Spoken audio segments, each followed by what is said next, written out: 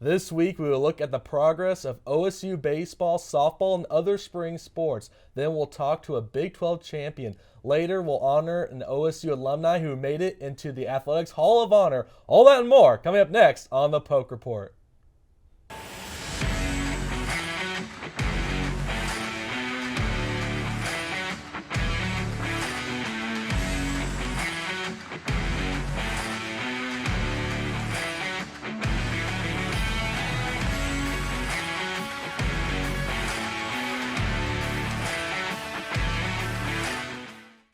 Hello, welcome to the Poke Report. I'm Brock Baldridge. And I'm Kamryn Proctor. The Cowgirl basketball team has found their new head coach.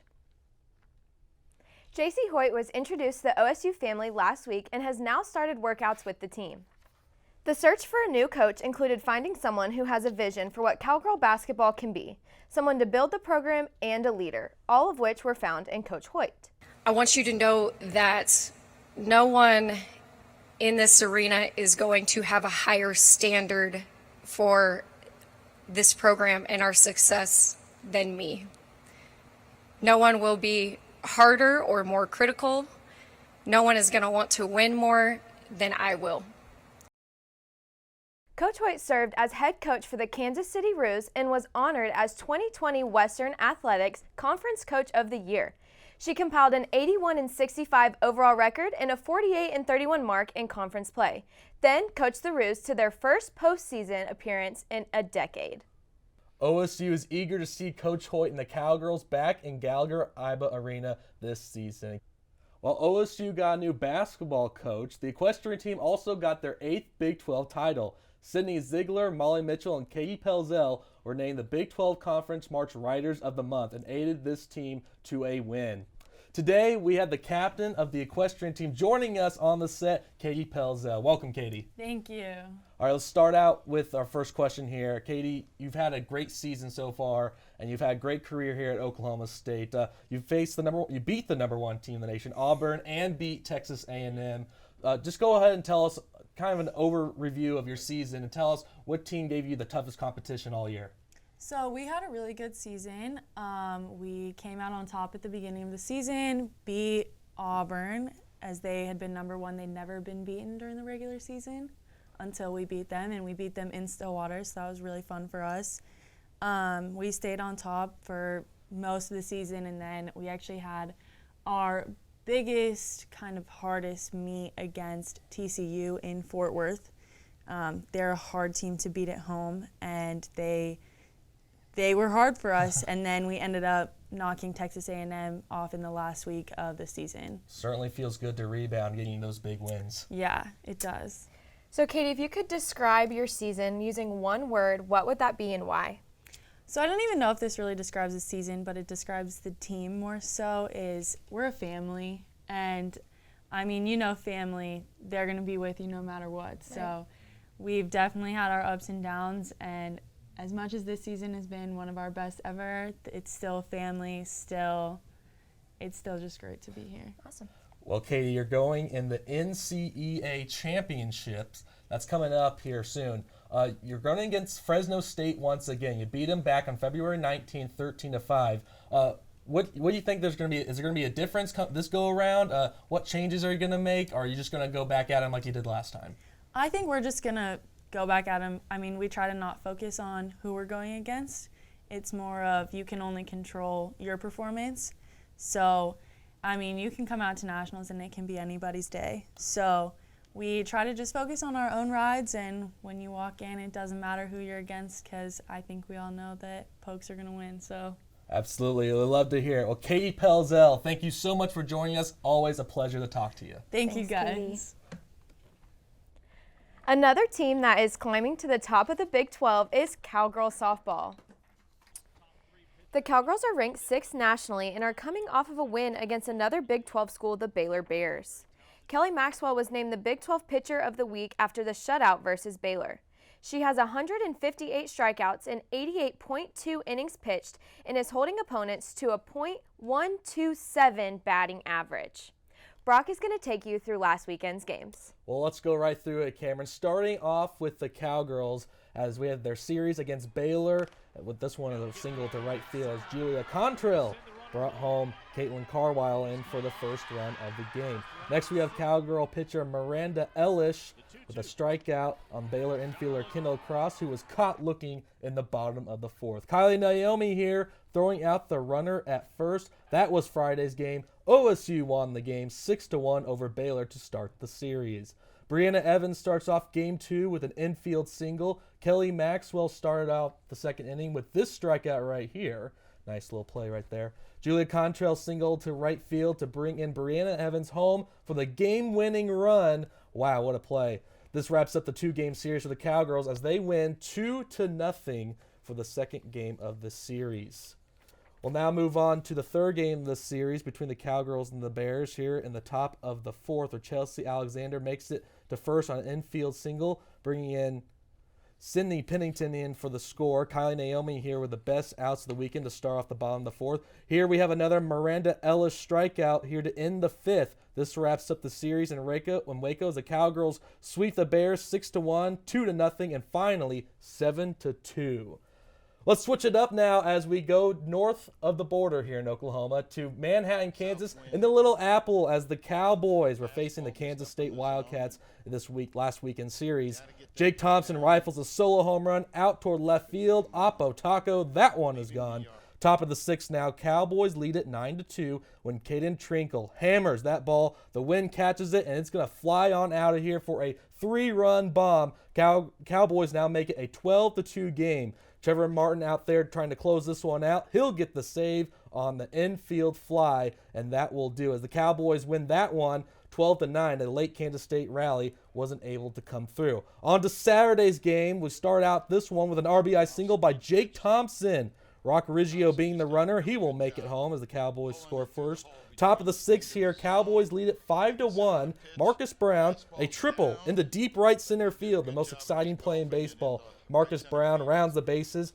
On to the next inning. Kansas State hits a ground ball off of Braden Root. Cowboys are able to manage to get the double play to end the inning right there. Cowboys will lead it 7-3. That's the end of game 2 as the Cowboys would hang on to win it 8-6. Bottom of the fifth here in the last game of the series. Cowboys down 1-2. Roman Fansoccer creates a ground ball as he ends the inning. Here now in the bottom of the seventh, Jake Thompson makes a great sliding catch to end the inning. Boy, what a web gem right there. Cowboys picked up their only loss of the weekend right there on Sunday as they lose to the Wildcats 7-2. Couldn't get the sweep, but the Cowboys win the series 2-3. Cowboy baseball is ranked 7th nationally in the USA Today coaches poll and currently sits atop the Big 12 standings. Cowboy baseball will be back at O'Brate Stadium this weekend as Bedlam baseball kicks off. The Cowboys will play at 6 p.m. on Friday, 8 p.m. on Saturday, and finally 3 p.m. on Sunday. Well, Kamryn, I'm really excited to see Bedlam and O'Brate Stadium this weekend. You know, the Cowboys, they couldn't beat OU in Tulsa a few weeks ago, but maybe they can do it now. I can't wait to see. I hear you're going to be at the game too. Yep, I'll be working on Saturday. I'm excited to see how Bedlam plays out this year. When we get back, we'll get into how the OSU cheer team preps for their biggest competition of the year. Then we'll get to learn about our OSU alumni and their success. That and more on the Poke Report. Welcome back in the Poke Report. We're glad you're with us. Before the break, we reviewed the Cowgirl softball team and the Cowboy baseball team. But another team that is underway is the OSU cheer team. The large co-ed team brought back a national title last year, along with the stunt group winning their third national title in the stunt category. Clay Cottrell dives into how the teams prepare for nationals. If you've been to the Coleman during the past couple weeks, you've probably seen the OSU cheer team practicing in one of these dance studios, or maybe downstairs in one of the basketball courts. They've been preparing for the NCAA College Nationals cheer competition happening right now in Daytona, Florida. The cheer team will be competing in the group stunt competition featuring male and female athletes. Last year, the OSU team outscored 15 other teams and placed first overall in the group stunt competition.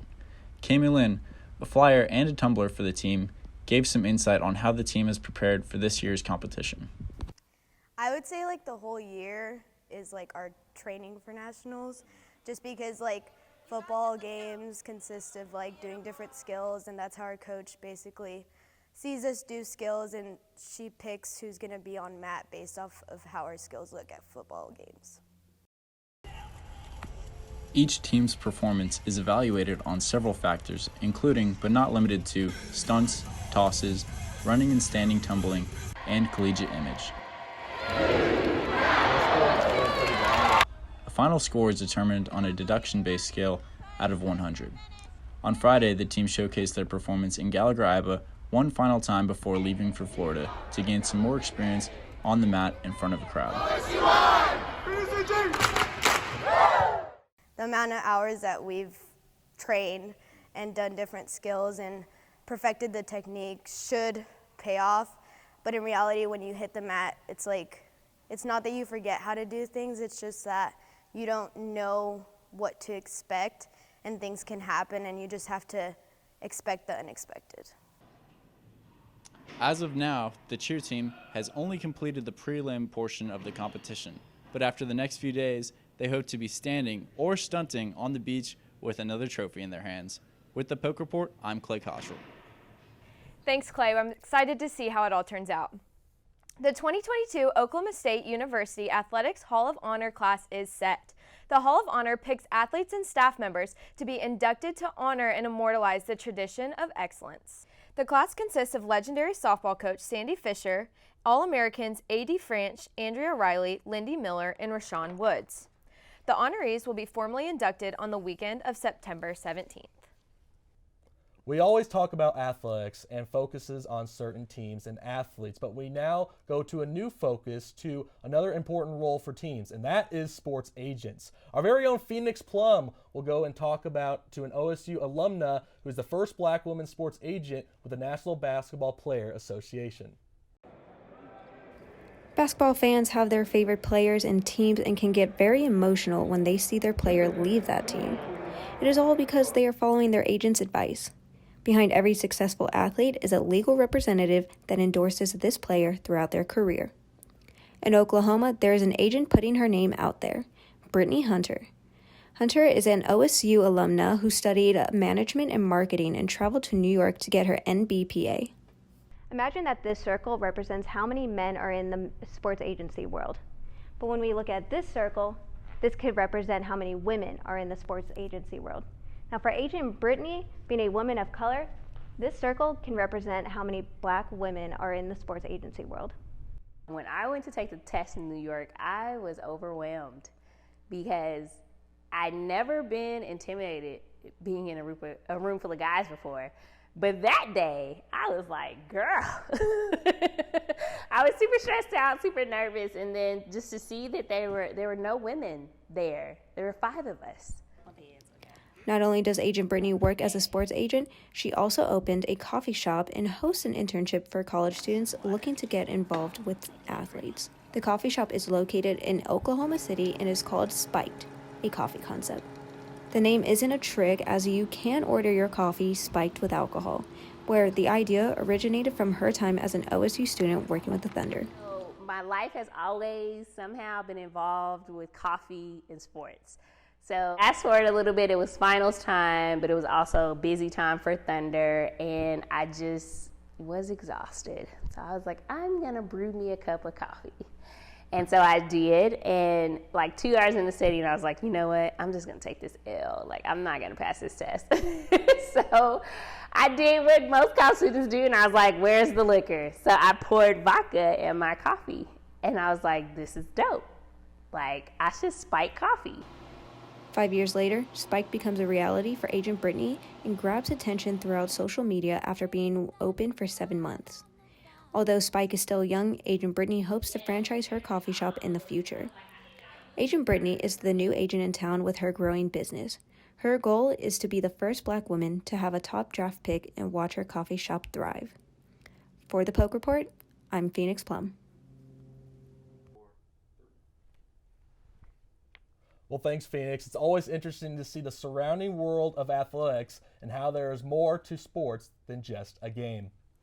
You don't have to be an athlete to take care of your body. OSU provides the Coleman Recreational Center for students.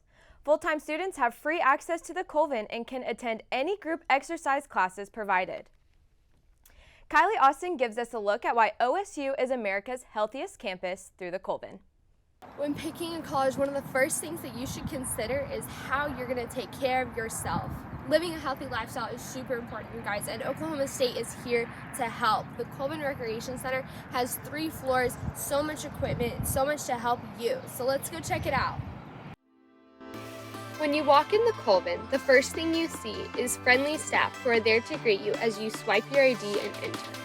You actually enter in on the 2nd floor, which has most of the cardio machines, including treadmills, ellipticals, and Stairmasters. And on top of all of the cardio machines are a row of TVs so that you can stay either entertained or distracted, however you choose to look at it. And a free weight section that offers a little more privacy if you're just starting out. Now, you can either go upstairs, which includes a 3-lane track around the top of the 3rd floor of the building, or you can go down to the 1st floor. Most of the open floor has a large free weight section, including 2 rows of squat racks. Adjacent to the free weight section is machine weights. As you move to the weight section, you find yourself looking at the Coleman's 25-foot climbing wall that also features 50 square feet of bouldering walls.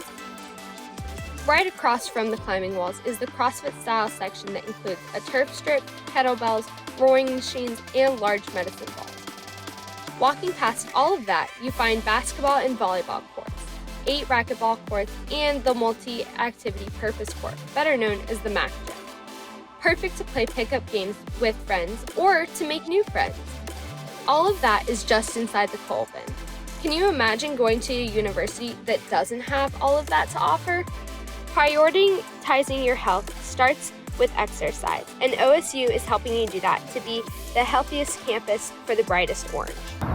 I hope now that you know what the Coleman has to offer that you will take full advantage of it so that you can be your healthiest cowboy. Thanks, Kylie. Before we end the show, we want to take a look at how our golf and tennis teams did this past weekend. Number 7, Oklahoma State women's golf beat Oklahoma 3-2 in the final round of the Red Raider match play event on Monday at the Rawls Golf Course in Lubbock, Texas. Han-Soo Yu led the way once again for the Cowgirls as she defeated Oklahoma's Michaela Fortuna. From there, Madison Hinchin-Tolchard won her match against Libby Winans after their match was tied through 17 holes to put OSU up 2-0 with the 3rd match of the morning.